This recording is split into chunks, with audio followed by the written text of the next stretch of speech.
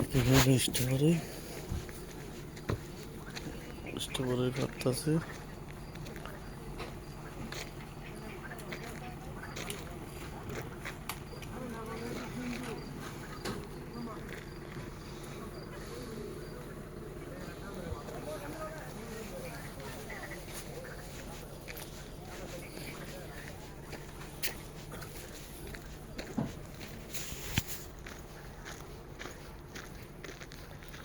এই যে আঙ্কুর খাত,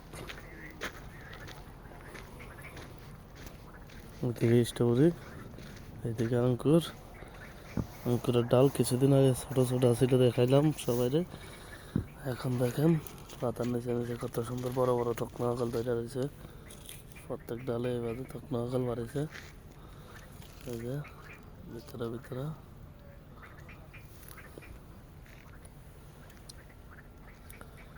এইদিকে সব আঙ্কুর খাত। এই দেশে আঙ্কুর গাছের এই আগাটা আছে, এই নরম আগাটা আবার খায়। এখন শক্ত হয়ে গেছে, কিছুদিন আগে নরম ছিল।